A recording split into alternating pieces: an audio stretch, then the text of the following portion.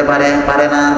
আল্লাহ রাসূল বলেন এই জবান এমন একটি নিয়ামত আল্লাহ পাক দান করেছেন, এই জবানকে যদি সঠিকভাবে তুমি ব্যবহার করো, আমি রাসূল তোমাকে গ্যারান্টি দিলাম তোমার যত শত্রু রয়েছে জমিনে শত্রুগুলো তোমার জবানের দ্বারা বন্ধ হয়ে যাবে। সুবহানাল্লাহ। আর যদি এই জবানকে সঠিকভাবে ব্যবহার করতে না পারো, তাহলে মনে রাখবা তোমার আরেক আপন মানুষও তোমার বিরুদ্ধে চলে যাবে। কথা বলে না? বাপ যদি ছেলেরে হামারি তামারি করে মুখামুখি করে, ছেলে কি বাপরে ভালোবাসে? তার মানে হলো তোমার এই জবানকে যদি সঠিকভাবে ব্যবহার করতে না পারো, আমি রাসূল ঘোষণা করলাম তোমার আপন বাবাও তোমার এক সময় বিরুদ্ধে চলে যাবে। এই জন্য জবান একটি সর্দার, এই জবানকে তোমরা সঠিকভাবে ব্যবহার করো। আমরা তো এখন এমন হয়ে গেছে জবানটাকে মিথ্যা কথা বলতে বলতে সকাল থেকে সন্ধ্যা পর্যন্ত যে কত হাজার বার আমার আপনার জবান দিয়ে মিথ্যা কথা বের হয়, এর কোনো গ্যারান্টি আমরা, এর কোনো সংখ্যা আমরা বলতে পারবো? কথা বলেন না? সম্ভব?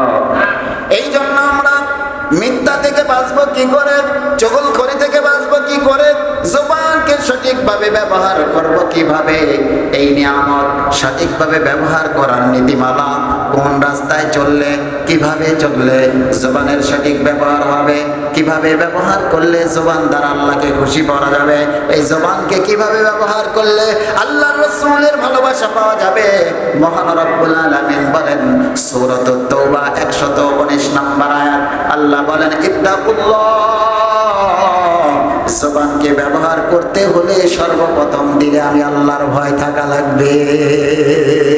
আমি আল্লাহর ভয় অন্তরে রাখো, এরপরে তোমাদেরকে আমি আল্লাহ তাআলা বলি শোনা, তা হলো ফাকুনু মা'আস সাদিকিন। ও জমিনের ইমানদার বান্দা বান্দিরা, তোমাদের মধ্যে যারা সদা সর্বদা সত্য বলে, যারা সত্যের পক্ষে থাকে, যাদের মাথা থেকে পা থেকে লক্ষ্য করলে পুরা বডির মধ্যে তাকানোর সঙ্গে সঙ্গে আমি আল্লাহ এবং আমার প্রিয় হাবিবের কথা স্মরণ হয়ে যায়, এই সমস্ত সত্যবাদীদের সঙ্গী হয়ে যাও। সুবহানাল্লাহ। সুতরাং যারা ফাসিক ফুজ্জার তাদের সঙ্গ ছেড়ে দাও। সঙ্গ ছেড়ে দিয়ে আমরা কোথায় যাব, কার সাথে চলব? গত সপ্তাহের আয়াতের দ্বারা আমরা বুঝতে পেরেছি যে যারা মিথ্যা কথা বলে, কি বলে? কথা বলেন না? যার সঙ্গে থাকলে আমার মিথ্যা কথা শুনতে হবে।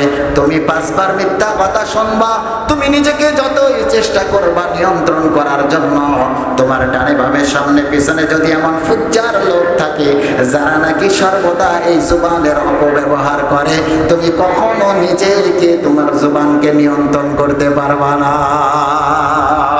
এই জন্য আমরা একটা কথাই বলি যে সৎ সঙ্গে স্বর্গে বাস, অসৎ সঙ্গে সঙ্গ দোষে। এখন আমাদের সন্তান, আমাদের নাতিপুতি, এক কথায় বলতে পারি এগুলো তো সব আমাদের ভবিষ্যৎ প্রজন্ম, এগুলো সব ধ্বংসের দিকে চলে যাচ্ছে শুধুমাত্র কেবলমাত্র সঙ্গের দোষের কারণে। দোষযুক্ত দোষওয়ালা সঙ্গ আমাদের সন্তানদের সাথে লাগার কারণে আমাদের সন্তানরা, আমরা নিজেরা দোষী সঙ্গ দেওয়ার কারণে আমরা নিজেরাও দোষী হয়ে যাচ্ছি। এই জন্য রব্বুল আলামিন বলেন তোমার জবানকে হেফাজত করো সত্য কথার দ্বারা। আল্লাহর রাসূল বলেন ও ইমানদার বান্দা বান্দিরা, তোমরা যখন মিথ্যা কথা বলবা, তোমরা যখন চগলখড়ি করবা, তোমরা যখন অন্যের নিন্দা করে অন্যের ইজ্জতের উপর আঘাত আনবা, কথা বলেন না? অন্যের ইজ্জত টানাটানি করতে সেই মজা লাগে, ঠিক না? কথা বলে না? আচ্ছা, আজ পর্যন্ত কোন জায়গায় দেখছেন 2 জন মহিলা বসে আছে চুপচাপ? কথা বলেন না? মহিলারা যদি একজন আরেকজনের সঙ্গে বসে শুরু হয়ে যাবে গীবত শিকায়েত, ঠিক কিনা? মুসলমান, আমি আমার মাকে একদিন জিজ্ঞাসা করছি, কাকে? আমার মা মূর্খ মানুষ, বাড়িতে থাকে, বাড়ির কাজ কাম করে, কারো বাড়িতে যায়, আশপাশের কোনো মানুষ আমার মায়ের কাছে খুব কম সঙ্গ দেয়। আমি মাকে জিজ্ঞাসা করলাম, মা, কত মহিলারা দেখি বিকেল বেলা কাজ কাম সেরে অবসর হয়ে তারা একত্রিত হয়ে মিটিং করে, কি করে? আলোচনা করে, বসে সুখ দুঃখের আলাপ আলোচনা করে। ও মা, আপনাকে তো একদিন দেখি না কোনো মহিলাদের সঙ্গে সঙ্গ দিতে। মা আমার বলে, মূর্খ মানুষ, একটা অক্ষরের বিদ্যা নাই আমার মা, নিজের নামটাও সহি শুদ্ধভাবে স্বাক্ষর করতে পারে না। ওই মা আমাকে ডেকে বলে, বাবারে যখনই আরেকজনের পাশে যাই কোনো সময় দেখলাম না আমার আলোচনা ওর আলোচনা, কিন্তু যে দুইজন আমরা বসে যাই আমাদের দুইজনের আলোচনা একটাও হয় না, তৃতীয় পক্ষ নিয়ে আমাদের আলোচনা হয়, তৃতীয় পক্ষ নিয়ে আলোচনা হয়। সুতরাং আমাকে নিয়ে যদি আলোচনা হয় তো আমি তো আমার দোষগুলো আলোচনার দ্বারা আমি কি করব, নিজেকে সংশোধন করতে পারবো। আমার পাশে যে আছে সেও যদি তাকে নিয়ে আলোচনা করে সে সংশোধন হবে। কিন্তু আমরা দুজন কেন, পুরা মহল্লার মানুষও বসে যদি অনুপস্থিত ব্যক্তির কোনো বিষয় নিয়ে দোষ নিয়ে আজীবন আলোচনা করি, এরপরে তো অনুপস্থিত ব্যক্তির ফায়দা হবে না। কথা বলেন না, ফায়দা হবে। এই জন্য রব্বুল আলামিন বলেছেন সূরা হুজুরাত, ইয়া আইয়ুহাল্লাযীনা আমানু জতানিবু কাসীরাম মিনায-যন্ন ইন্না বা'দায-যন্নি ইসমুন ওয়া লা তাজাসসাসু ওয়া লা ইয়াগতাব বা'দুকুম বা'দা। রব্বুল আলামিন যত জায়গা গীবত নিয়ে কথা বলেছেন, যত জায়গা পরনিন্দা শিকায়ত নিয়ে কথা বলেছেন, যত জায়গা জবানের হেফাজত নিয়ে আল্লাহ পাক কথা বলেছেন, সব জায়গায় শুধু ইমানদার বান্দা বান্দীদেরকে উদ্দেশ্য করে বলেছেন। তার মানে এই কাজ ইমানদারেরাই করবে। নাউজুবিল্লাহ বলেন না। ইমানদারেরদেরকে কেন বলা হচ্ছে? দুনিয়ার বেঈমান মুশরিক তারা তো করবে, তারা তো তাদেরকে ধ্বংসের দিকে দিয়েই দিছে। একজন ইমানদার শেষ কখনো তার জবানের অপব্যবহারের দ্বারা নিজেকে জাহান্নামের দিকে অগ্রসর করতে পারে, কখনো পারে না। রব্বুল আলামিন বলেন, قد أفلح المؤمنون الذين هم في صلاتهم خاشعون والذين هم عن اللغو معرضون। সূরাতুল মুমিনিন শুরুতে আল্লাহ বলেন قد أفلح المؤمنون, ওই সমস্ত ইমানদার বান্দা বান্দীরা তাদের জীবনে সফলতা আনতে পেরেছে। কারা কারা? আল্লাযীনা হুম ফি সালাতিহিম খাশিউন। রব্বুল আলামিন বলেন যারা নামাজের মধ্যে যত বেশি বিনয়ী তাদের জীবনে তত বেশি সফল। সুবহানাল্লাহ।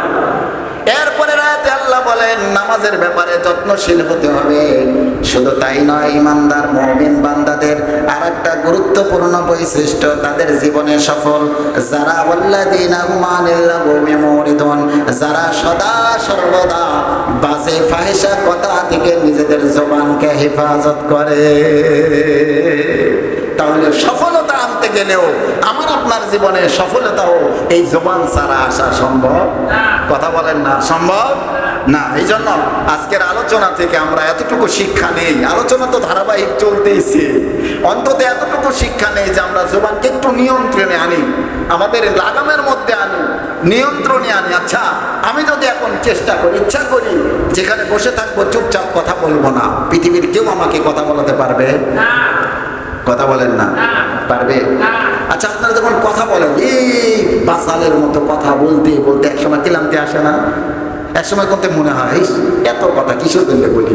নিজেকে প্রশ্ন হয় না এত কথা কিসের জন্য বলি? মানে একসময় নিজের নফসই বিরক্ত হয়ে যায়, এত কথা বলে। কথা ছাড়া কেউ অবসরে বসে থাকবে না। এই জন্য পৃথিবীর মধ্যে শ্রেষ্ঠ জায়গা আল্লাহর ঘর মসজিদ। এই কথা বলেন না, এটা আমার কথা, আমার বাবার কথা, আপনাদের কথা। কার কথা? প্রিয় নবী মুহাম্মদুর রাসূলুল্লাহ। সকলে বলি সাল্লাল্লাহু আলাইহি ওয়াসাল্লাম। আহাব্বুল বিলাদি ইলাল্লাহি মাসাজিদুহা, আহাব্বুল বিলাদি ইলাল্লাহি মাসাজিদুহা ওয়া আবগাদুল বিলাদি ইলাল্লাহি আসওয়াকুহা। নবীজি আমার বলেন, এই জমিনের মধ্যে শ্রেষ্ঠ জায়গা কি তোমরা দেখতে চাও? যে জায়গার মর্যাদা আল্লাহর কাছে এত